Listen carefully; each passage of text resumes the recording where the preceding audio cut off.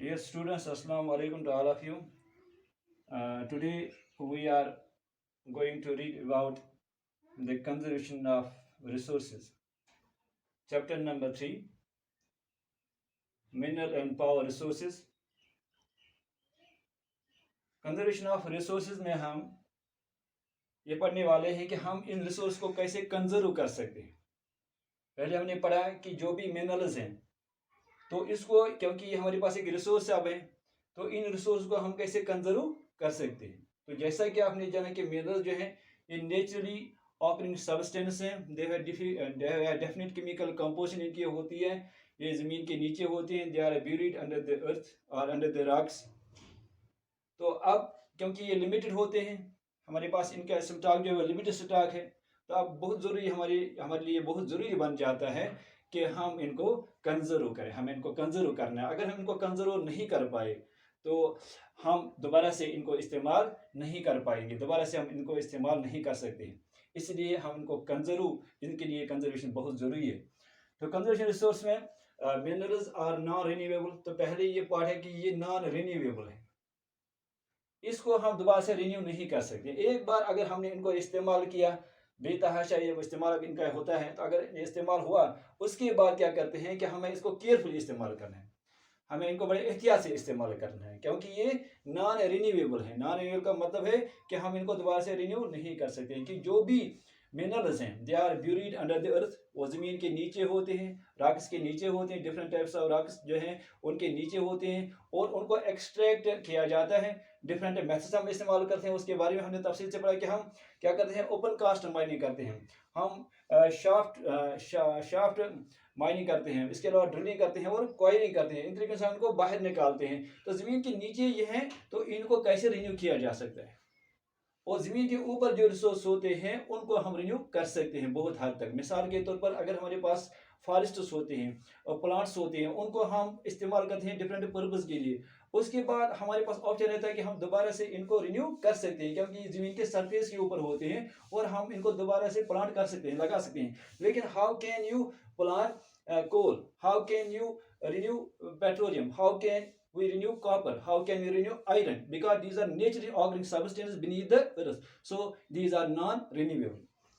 और दूसरे रिसोर्सेज, उसके बाद it takes thousands of years for the formation and concentration of minerals।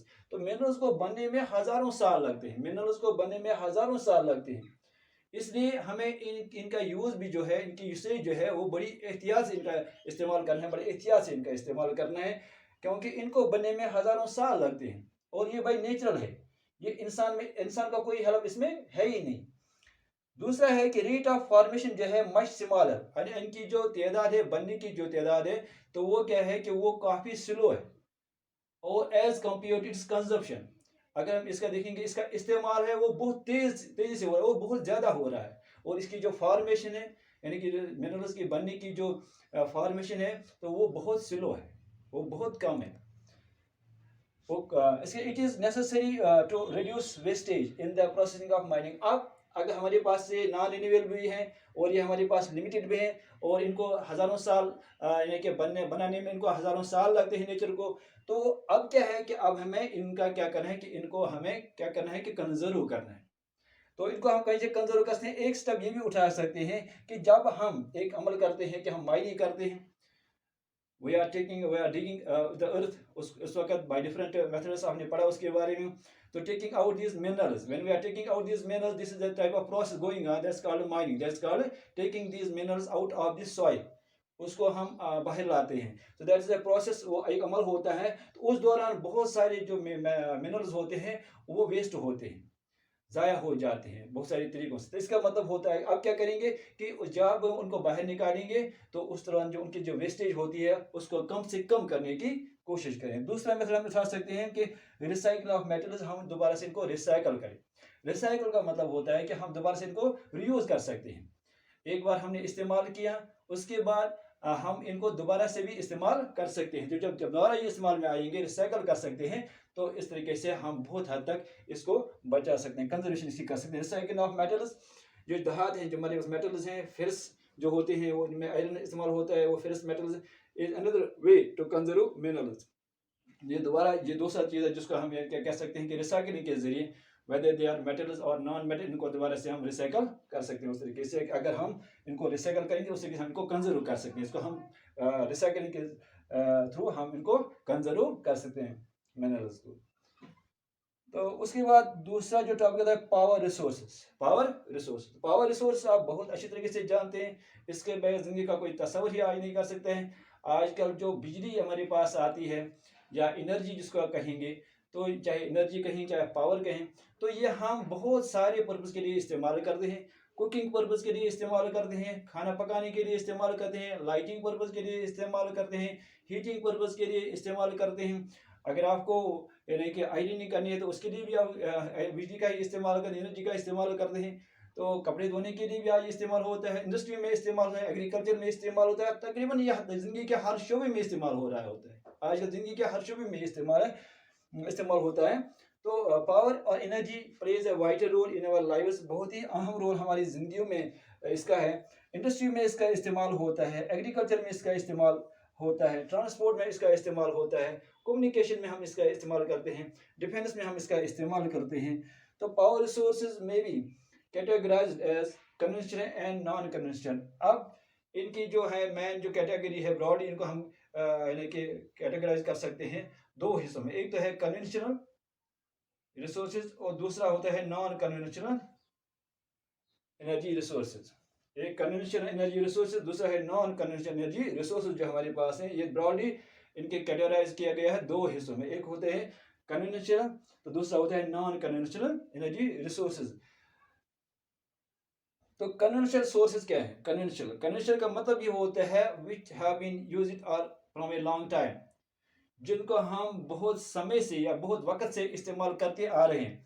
हमारे एंसेस्टर्स इनको इस्तेमाल करते आए हैं, हमारे परदादा जो हैं वो इनको इस्तेमाल करते हैं, हमारे दादा नानी जो इनको इस्तेमाल करते आए हैं। तो इस तरीके से इनका इस्तेमाल जो है सदियों से हो रहा है। So that's called conventional sources. तो common use for a longer time, यानी कि आम इंसान जो इसको इस्तेमाल करते हैं, आम पब्लिक जो है इसको इस्तेमाल करती है, काफ़ी वक्त से इसको इस्तेमाल करते आ रहे हैं। तो दैट्स कॉल्ड कन्वेंशनल सोर्सेज। मिसाल के तौर पर अगर हम देखेंगे एग्जांपल्स फायरवुड है।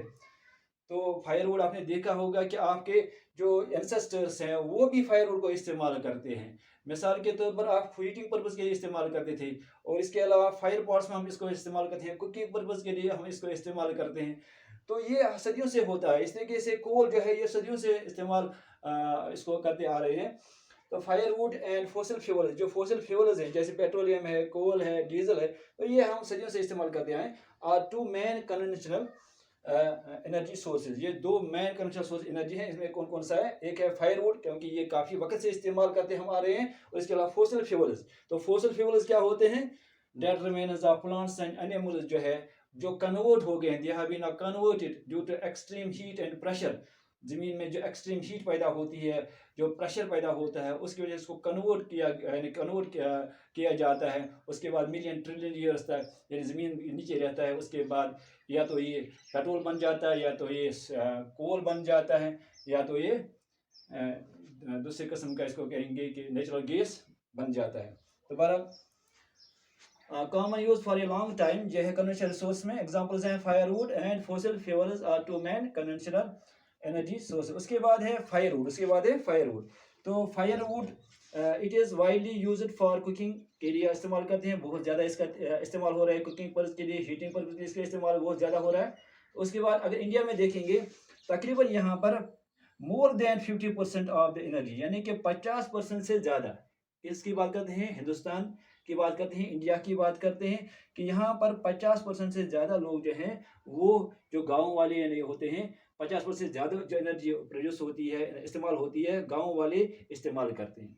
यानी कि in India more than 50% of the energy used by villagers, यानी कि 50% से ज़्यादा एनर्जी कौन इस्तेमाल करते हैं? गाँव वाले 50% से ज़्यादा एनर्जी इस्तेमाल करते हैं इंडिया में। कहाँ पर? इंडिया में। सो वो क्या होता है? वो फायरवुड है। तो वो एनर्जी कहाँ से आती है? फायरवुड से ही आती है।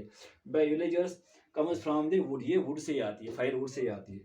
तो कितना? मोर देन 50% ऑफ एनर्जी, 50% से ज़्यादा, 50% से ज़्यादा इंडिया की बात हम करते हैं। यहाँ के जो गाँव वाले हैं जो हैं 50% से ज़्यादा एनर्जी जो इस्तेमाल करते हैं वो वुड से ही आते हैं। उसके बाद फोसिल फ्यूल्स, उसके बाद फोसिल फ्यूल्स का मतलब है कि जो ज़मीन के नीचे, ये अक्सर ज़मीन के नीचे होते हैं फोसिल फ्यूल्स, इनको फिर हम ऊपर लाते हैं, जैसे पेट्रोलियम है, कोल है, डीजल, सब होता है। Fossil fuels remains of plants and animals, यानी कि जो रिमेन्स ऑफ प्लांट्स या एनिमल्स हैं, dead remains of plants and animals, जो ब्यूरिड रहते हैं, ज़मीन के नीचे चले जाते हैं, दफन हो जाते हैं बहुत सारे सालों तक, buried under the earth for millions of years, got converted by heat, यानी कि हीट की वजह से और इसके अलावा प्रेशर की वजह से कन्वर्ट हो जाते हैं। ज़्यादा हीट प्रोड्यूस होती है ज़मीन के नीचे, पर हीट है और इसके अलावा प्रेशर ज़्यादा है, जब एग्जर्ट हो जाता है तो वो कन्वर्ट हो जाता है किसमें, फोसिल फ्यूल्स में, यानी कि उसके बाद एक किस्म का तेल ही बन जाता है या कोई हार्ड शक्ल इख्तियार करता है। मिसाल के तौर पर कोल जो है वो इस किस्म, वो एक फोसिल फ्यूल है, लेकिन उसकी जो शेप होती है यानी कि वो एक हार्ड मिनरल है। तो क्योंकि हो सकता है कि एक्सट्रीम कोल्डनेस उनको वहाँ लगता है, प्रेशर जो होता है कि अब्रप्टली डाउन हो जाता है, उसकी वजह से वो जो है उसकी शक्ल चेंज होती है और वो थोड़ा सॉलिड बन जाता है। कोल की हम बात करते हैं तो वो भी लेकिन एक है, वो एक फोसिल फ्यूल मिनरल ही है। Remains of plants and fossil fuels अब क्या है, remains of plants and animals buried under the earth for millions of years got converted by heat and pressure into fossil fuels. उसके बाद examples हम देख सकते हैं, पेट्रोलियम है, तो ये क्या है, dead remains of plants and animals, जो है कि यही जो है कन्वर्ट हो गए हैं, उसके बाद मिलियन और ट्रिलियन ईयर्स में ये कन्वर्ट हो गए किसमें, एक पेट्रोल में कन्वर्ट हो गए, नेचुरल गैस में कन्वर्ट हो गए। तो इसके बाद कहेंगे दीज मिनरल्स आर लिमिटेड, अब तो यह है कि ये लिमिटेड हैं, इसलिए इनको इनको इनकी कंजर्वेशन बहुत ज़रूरी है। Growing world population consume them for greater than there formation, आजकल की जो वर्ल्ड है क्या उनकी पॉपुलेशन बहुत बढ़ गई है, तो वो इनको बहुत ज़्यादा तादाद से इस्तेमाल कर रही है, तो as compare to its formation, क्योंकि इसकी फॉर्मेशन बहुत स्लो है, थाउजेंड्स ऑफ ईयर्स इसको लगते हैं, हज़ारों साल लगते हैं मिनरल को बनने में, लेकिन इनकी जो यूसेज है वो बहुत ही तेज़ी से हम इसको इस्तेमाल करते हैं, बहुत ज़्यादा इस्तेमाल करते हैं, इसलिए इनकी फॉर्मेशन इनकी स्लो है, लेकिन इनकी कंजम्पशन जो है वो बहुत ज़्यादा है। Growing world population consume them for greater than their formation.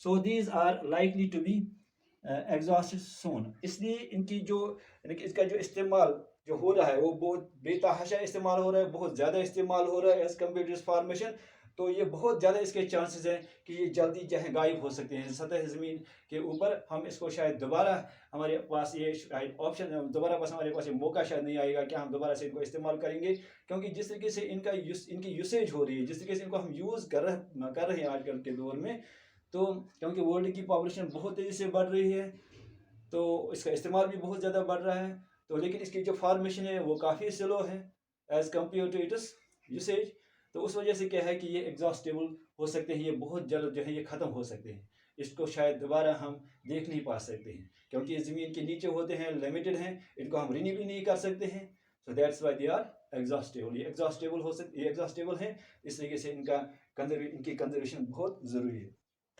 तो इसके बाद एक और है कोल के बारे में, थोड़ा पढ़ते हैं कोल के बारे में। ये भी एक एनर्जी हमें देता है। Most abundantly found fossil fuel है ये coal. It is used as domestic fuel के तौर पर हम इसको इस्तेमाल करते हैं, इंडस्ट्री में इसको इस्तेमाल किया जाता है, सच एज आयरन और स्टील इंडस्ट्री में इसको इस्तेमाल किया जाता है। इसके अलावा स्टीम इंजन में इसको इस्तेमाल किया जाता है। तो आप बताना कि स्टीम इंजन किसने बनाया था, ये आपका क्वेश्चन रहेगा, वो बताना।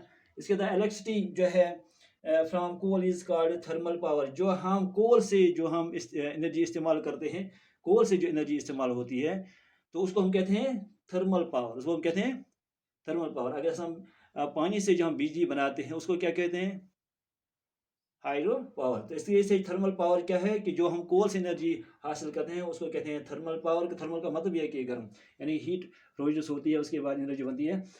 कोल is referred as buried sunshine, इसको हम ब्यूरीड सनशाइन भी कहते हैं। कि ब्यूरीड सनशाइन का मतलब ये है कि ये जो प्लांट्स होते हैं, इनके जो फिरनस होते हैं, स्वैप्स जो होते हैं, फिरनस जो होते हैं, वो यहाँ पर सनशाइन हासिल करते हैं, उसके बाद वो ग्रो करते हैं।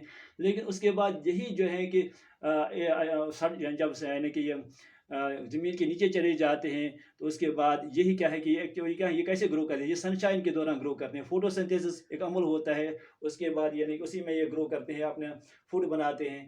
तो उसके बाद ये ज़मीन के नीचे जो चले जाते हैं, तो इसका मतलब है कि हम इसको इस्तेमाल करते हैं। हमने एक किस्म कोल को इस्तेमाल किया, लेकिन एक्चुअली है क्या ये? ये वही सनशाइन है जिसके दौरान ये अपना गुज़ा बनाते थे, उसके बाद यहाँ पर रह गए, इन्होंने ज़िंदगी गुज़ारी, उसके बाद ज़मीन में चले गए, उसके बाद हम उनको इस्तेमाल करते हैं। तो एक्चुअली ये ब्यूटी सनशाइन ही है। अब वही सनशाइन जो कि है कि उसी वजह से कि ये ग्रो करते हैं यहाँ पर। इन्होंने अपना यानी अपने अपनी उसने यहाँ पर अपने लिए जो ऑटोट्रॉफ्स हैं, ये प्लांट्स के, ये ऑटोट्रॉफ्स, ये फोटोसिंथेसिस के ज़रिए अपना ग़िज़ा बनाते हैं, उसके बाद ये ग्रो करते हैं। तो उसके बाद ये जो ब्यूटी जो है ज़मीन के नीचे चले गए, उसके बाद ये कन्वर्ट हो गए कोल में। तो अब क्या हम इस्तेमाल जो करते हैं वो क्या है? वो तो इसका मतलब ब्यूटी सनशाइन है जो ज़मीन के नीचे है, जिसको हम दोबारा से आप इस्तेमाल कर रहे हैं, इस्तेमाल कर सकते हैं। Thermal power coal is referred as buried sunshine. तो लीडिंग प्रोड्यूसर यानी कि जो मुल्क जो हैं जो ज़्यादा तादाद में इसको प्रोड्यूस कर रहे हैं, वो हैं चाइना है, यूएसए है, जर्मनी है। पूरी दुनिया में अगर हम बात करेंगे तो इनके जो प्रोड्यूसर, लार्ज प्रोड्यूसर हैं, वो है चाइना, यूएसए, जर्मनी, इसके अलावा रशिया है, साउथ अफ्रीका है, और इसके अलावा फ्रांस है। तो अगर हिंदुस्तान की बात करेंगे, हिंदुस्तान में बहुत सारे स्टेटों में कोल पैदा हो। Coal producing states of India जो हैं वो है, जो हिंदुस्तान के जिन स्टेट में कोल प्रोड्यूस होता है, तो वो क्या है? वो है एक रानीगंज है, इसके अलावा झरिया है, इसके अलावा धनबाद है, इसके अलावा बकैरो है, और इसके अलावा